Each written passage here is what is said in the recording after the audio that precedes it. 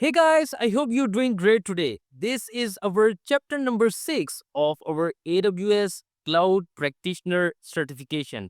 And today we are going to cover the most important concepts of AWS services, and it's about AWS networking, how networking works in AWS. We know that in traditional networking, while we were reading this subject in our graduation, we had this subject, right? Networking concepts. And we saw that in our university labs, there were 20 or 30 or 40 computers that were interconnected with each other. And while the computers on the same network, then we can easily share the data, we can easily share the files and resources when all of those computers are on the same network, right? I hope that you remember. So, in AWS, how networking works, by the way, let me tell you quickly that AWS works the same way as our physical networking. But how and what are the services that are involved in AWS networking? We are going to have a quick look on those services, and these services are also important from the exam perspective, from the exam point of view, because you are going to be asked about AWS networking, VPC, subnets, network access control list, etc. So, without any delays, let's get started and make sure that you have subscribed. DevOps Molvi, I really need and appreciate your support. So, first of all, guys, what is networking? I have already given you the example of traditional networking or physical networking that we saw with our eyes in our labs. And also, if you're working in any IT company or in any software house, you can see that there are hundreds of computers, there are hundreds of systems that are connected with each other through wires or LAN or Wi-Fi, right? Now, this is how networking works. When all the computers are on the same network, then it means that each computer can be accessed from any other computer. For instance, if there are 10 computers, then I can easily access all those computers from my computer if we are on the same network, and I can easily share the data. I can easily transfer the data among different computers if they are on the same network.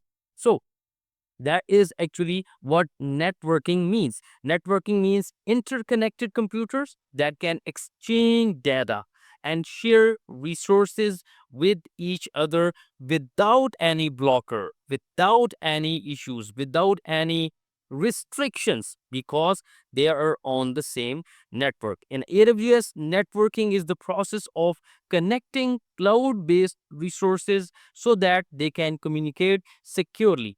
I told you about physical computers, right? Now change this to EC2 virtual machines. Where there were physical computers, now we have EC2. We have virtual machines that are on the same network.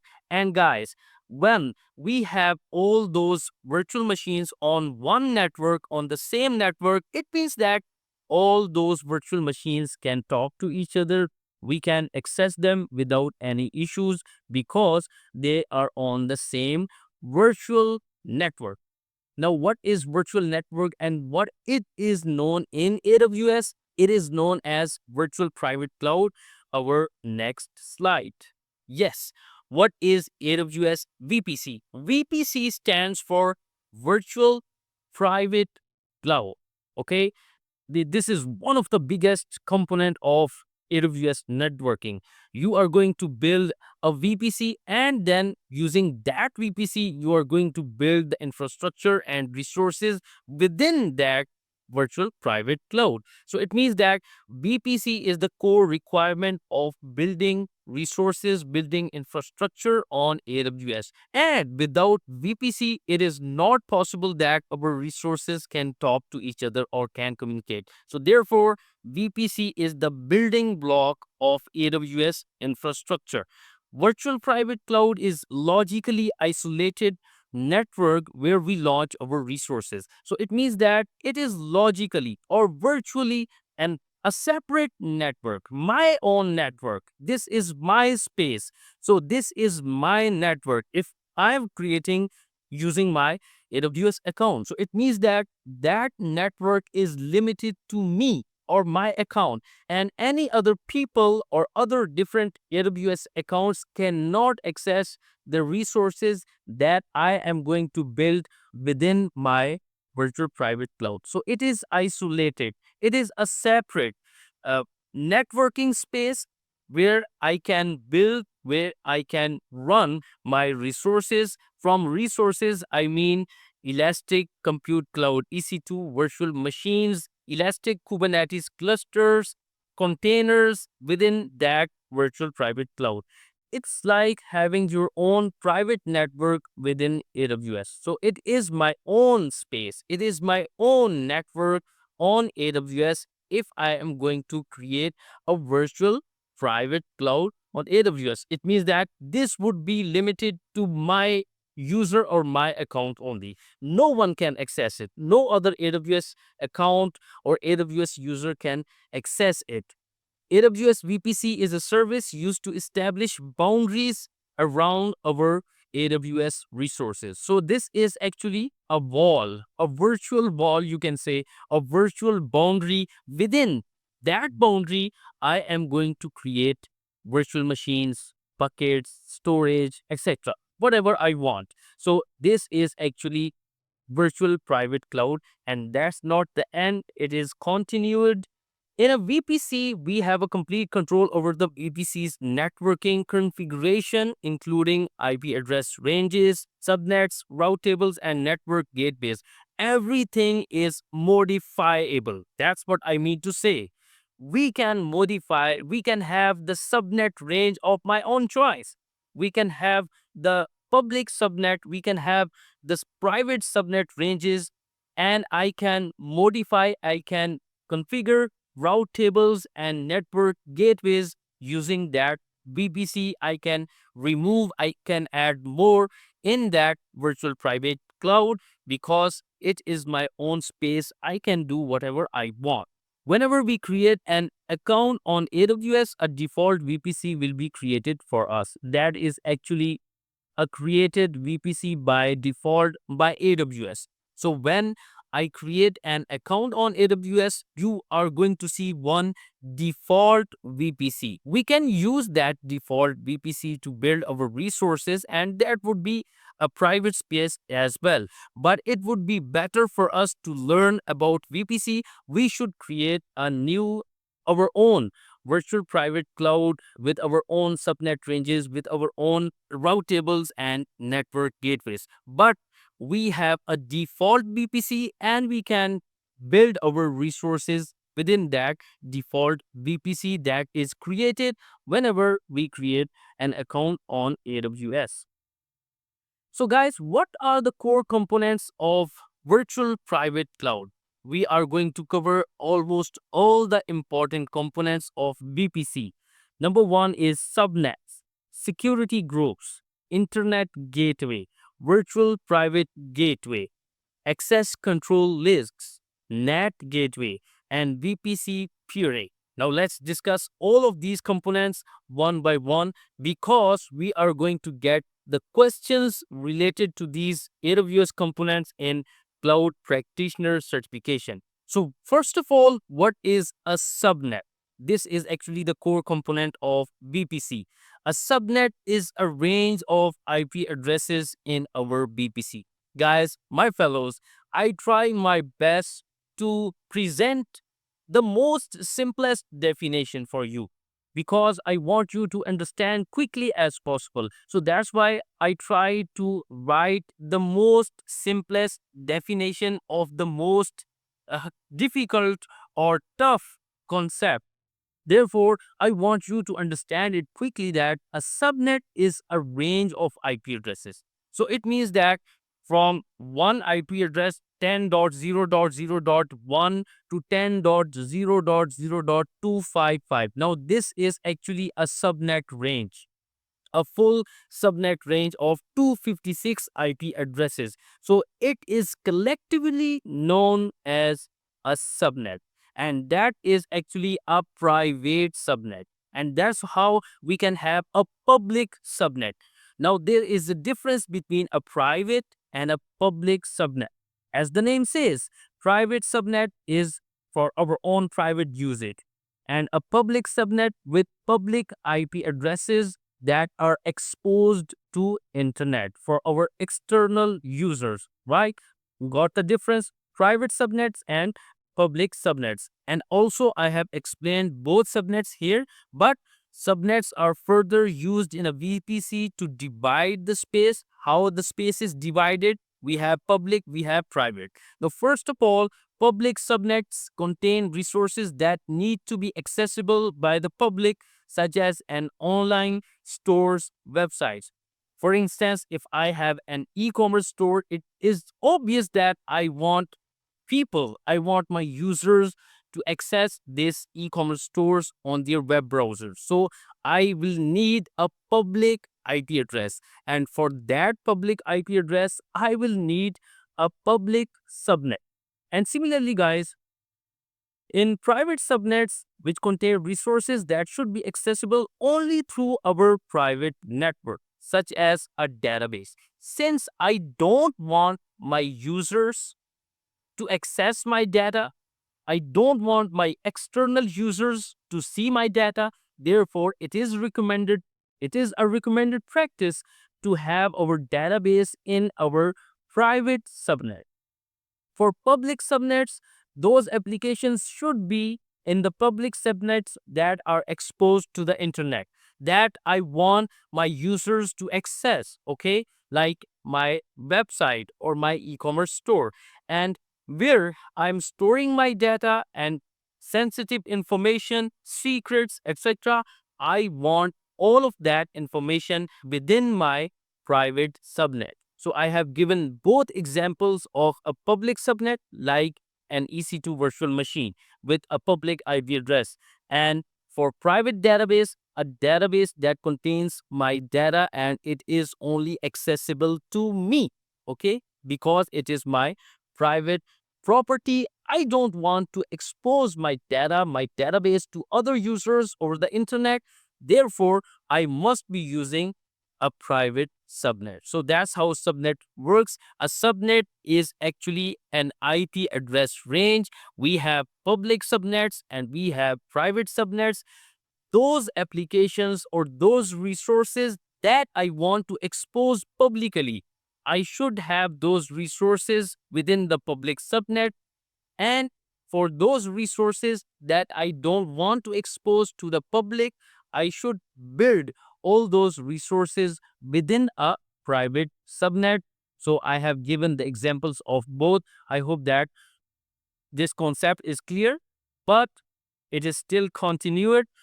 In a VPC, subnets can communicate with each other. Okay.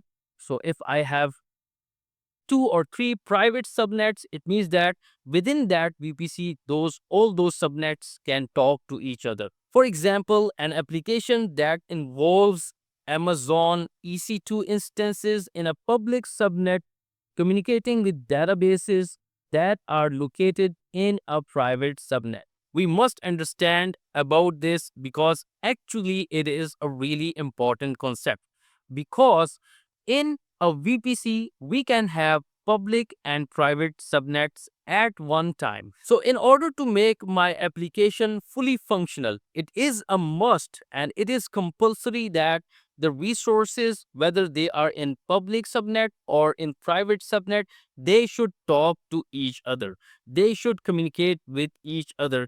And guys, luckily, in a VPC, it is possible that public subnet can talk to the private subnet. And similarly, a private subnet can communicate with the public subnet. So it means that the resources that are built within a public or private subnet in a single VPC, they can easily communicate with each other. That's how it is possible that EC2 virtual machines in a public subnet can communicate with a database in a private subnet, because they are in one isolated virtual network, which is known as a VPC. So we can have public and private subnets in a single VPC. Those subnets can communicate with each other, and this simple example will clear your concepts. You can see here public versus private subnets in a single VPC. On my AWS account, I have two subnets. This is public subnet, which is running EC2 instances, and this is my private subnet, which is running databases. But since all these resources are created within a single VPC, regardless of the fact that it is a public and it is a private subnet, since they are in the same VPC, it is possible that the EC2 virtual machines from this public subnet can communicate with the databases from this private subnet. So that is actually the beauty of virtual private cloud. VPC makes it possible that the resources in a public subnet or in a private subnet can talk to each other. They can communicate with each other to exchange the data, to exchange the information, to share the data. Okay. Now, guys, what is a security group? The simplest definition of a security group is a virtual firewall. Okay. A virtual firewall that controls inbound and outbound traffic for an Amazon EC2 instance. So, if I want to have a virtual firewall on EC2 level, then I can create security groups. I can allow certain ports, and I can disallow or deny any type of port. By default, a security group denies all inbound traffic and allows all outbound traffic. So in a default VPC, now it is obvious that every incoming traffic is denied by default. So I can explicitly allow ports like SSH, I can allow 22 port. For HTTP, I have to allow 80. For HTTPS, I have to allow 443. So that's how I can allow ports according to the incoming traffic. But by default, a security group, which is a firewall, denies all inbound traffic. We can add custom rules to configure which traffic should be allowed. Any other traffic would then be denied. So for instance, if I want to add a new rule where I am going to allow every traffic that is coming from port 80 or 443. So that virtual firewall will allow every traffic that is coming from port 80 and 443. Rest of all the traffic would be denied then. So a security group is actually a virtual firewall, and with the help of that firewall, we can control inbound traffic coming towards our EC2 virtual machines. What is an internet gateway? As the name says, the gate to the internet. Internet gateway enables communication between a VPC and the internet. So we can use the internet gateway to allow communication of our resources in a VPC with the internet. So it acts as a bridge, allowing resources within the VPC to access the internet and vice versa. And similarly, our resources are exposed to the internet as well. It supports IPv4 and IPv6 traffic. So for instance, if I am running virtual machines in a VPC and I want to have those virtual machines publicly accessible by me, okay, by my team, by the other DevOps engineers, so I have to use internet gateway with my VPC. With the help of that internet gateway, my virtual machines would be accessible over the internet. Now, guys, what is a network ACL? We have already gone through about security group. A security group is a virtual firewall, but a network ACL is also a virtual firewall. Network ACL stands for Network Access Control List. Now, what is the difference between a security group and an ACL? That is one of the important questions we must know. The difference between security group and access control list. Though both are firewalls, a security group is also a firewall, ACL is also a virtual firewall. The difference is security groups work on EC2 level and ACLs work on the subnet level. That is actually the key difference. A network ACL is a virtual firewall that controls inbound and outbound traffic at the subnet level. And if I go back to security group, the inbound and outbound traffic is controlled for an Amazon EC2 instance. So security groups work on the instance level. We can control the inbound and outbound traffic on an EC2 virtual machine or EC2 instance level. But if we want to go more deeper and want to secure our infrastructure, I can control the inbound and outbound traffic on the subnet level as well. And that is known as access control list. Security groups work at instance level while ACLs work at the subnet level. That is actually the key difference between security group and access control list. Security groups are stateful while ACLs are stateless. So it is also one of the major differences between security groups and network ACLs. Security groups are stateful, whereas ACLs are stateless. Stateful, those protocols or those applications that retain the data, that retain the information, whereas stateless applications or stateless protocols are those applications or protocols that do not retain any kind of data, that do not contain any kind of information. So this is also a difference. Security groups are stateful, whereas network access control lists are stateless. Now here is the graphical representation of ACLs. So you can see here, I am the client, I'm using a web browser, and I have initiated a request with the help of packet, and I am on internet. Okay, I'm a user using internet and I have just initiated a request. That request will receive the internet gateway. Internet gateway will open and it will allow my packet, my request, and it will reach the subnet level, network access control list. Now this is how we control our traffic on the subnet level. My virtual machines are located here, okay? And here I have the security groups that are working on EC2 level. So it means that subnet level is more superior.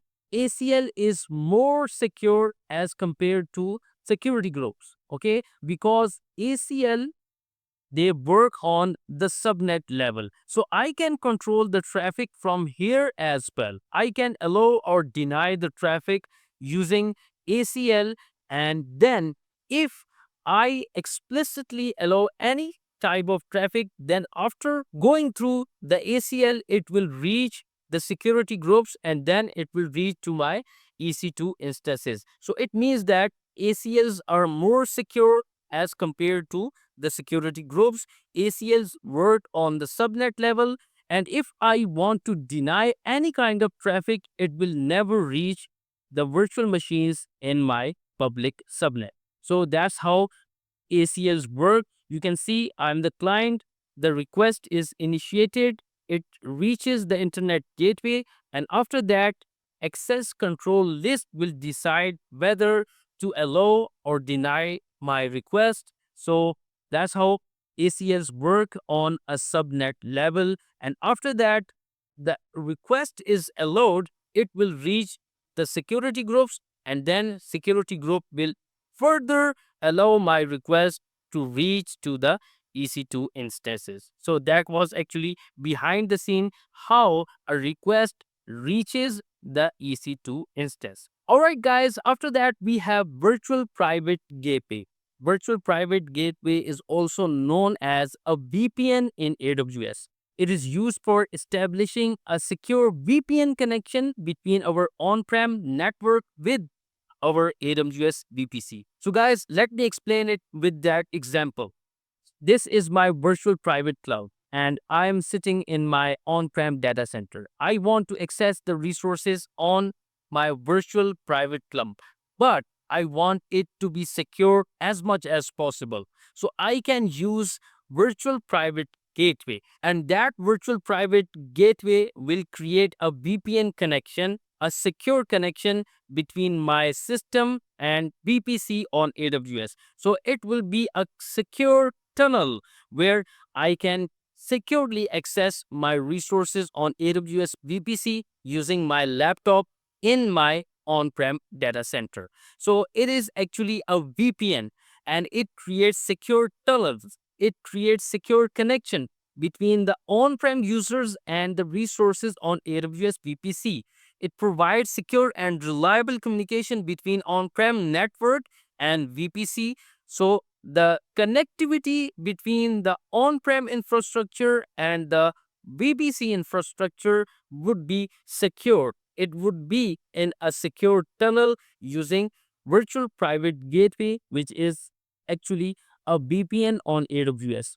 In AWS, virtual private gateway acts as a VPN to encrypt traffic and mask IP addresses. So the IP addresses will also be hidden, and my traffic, my request, packets would be encrypted for security. So that is actually virtual private gateway. It is actually a VPN on AWS to make it possible that the communication between on-prem users and the resources on AWS VPC is secure and encrypted. The IP addresses are masked as well. Now, what is a VPC peering? If you have gone through my Azure Fundamentals course, we have already discussed VPC peering there as well. So, VPC peering, peer means friend, peer means a connection. So, if I want to merge, if I want to combine two different VPCs, two different virtual private groups, that is known as VPC peering. So, the resources in VPC A can talk to or can communicate with the resources in VPC-B. So VPC peering establishes a direct network connection between two virtual private clouds. In VPC peering, multiple VPCs are connected to form a single network. Now, VPC peering is not limited to only two virtual private clouds. We can have multiple VPCs, and they are combined together to create a single network. In VPC peering, EC2 instances of VPC A can easily communicate with the instances of VPC B. I have already given this example. Now, what is AWS Route 53? It is also one of the most common AWS services to register our domains. DevOpsMolvi.com. I can use AWS Route 53 to register this domain, full quality domain name on AWS using Route 53. And though I I have not registered DevOpsMolvi.com, but I am planning to register it on AWS Route 53, which is a DNS service, and it is used to register new domain names or transfer domains to AWS, abc.com, web.com. So we can register our domains using Route 53. It can handle a large volume of DNS queries without performance degradation. So it means that we can also use the name servers of AWS to resolve our domain. Okay, just like other websites that provide name servers or resolvers for our DNS queries, I can use Route 53, and I can use this service to resolve my DNS queries. Route 53 can monitor the health of our resources and automatically reroute traffic away from unhealthy resources, ensuring high availability. Now, this is an added benefit of Route 53. Route 53 keeps an eye on the healthiest resources within our infrastructure and routes the traffic only to the healthy resources to avoid performance degradation for our end users. It reroutes the traffic to the most healthy resources in our AWS infrastructure, and it ensures high availability for our end users. By the way, the most common use of AWS Route 53 is to register new domains, to transfer new domains to AWS, and to serve the DNS queries. Because 53 is actually the DNS port number, 53. And that's why this service is known as Route 53. After that, guys, we have AWS CloudFront. We already discussed it in our previous chapter in AWS Global Infrastructure. AWS CloudFront are actually the edge locations, the data center that serve the cached copies of our content to avoid latency, to avoid delays. Okay. AWS CloudFront is a content delivery networking service. CloudFront consists of edge locations. Edge locations are actually the data centers, which are geographically diverse data centers. Sorry, my bad. These are geographically diverse data centers that bring the content closer to users and reduce latency. I've told you latency means the delay. I want to open DevOpsMolvi.com. I want it to open as fast as possible, okay? Within few milliseconds. So to avoid delay, to avoid latency, I must have the cached copy of the content and application that are closer to me. So that is actually the purpose of CloudFront. CloudFront brings the cached copy of the content in a location which is closer to the user so that the users do not face any kind of delays or latency. Google also ranks those websites that load faster, that have the minimal latency, and they are ranked on Google. So, reduced latency and faster loading times for users is possible with Amazon CloudFront, and Amazon CloudFront is a service that consists of edge locations. Edge locations are actually geographically diverse data centers that AWS has built around the world so that they serve the content nearest to the user's location.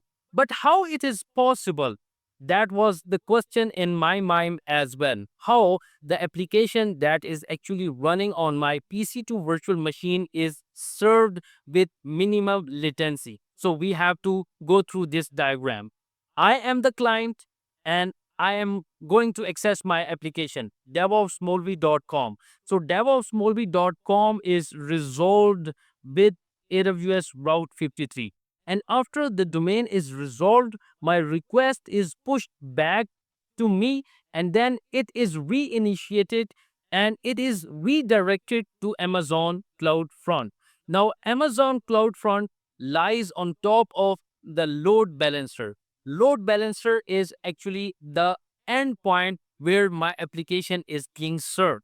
And load balancer runs on top of the autoscaling group. Autoscaling group consists of one or more EC2 instances with my applications, and all those EC2 instances get a balanced amount of traffic using the application load balancer. Application load balancer is the endpoint where I can access my application, but the cached copy of the content, the cached copy of my application would be served using Amazon CloudFront. Now, this Amazon CloudFront would be a data center that would be near to my location. It can be like in Mumbai, which is the nearest location. It can be in UAE, Dubai, which is more near as compared to US East 1. I am going to access my application that is running on these EC2 instances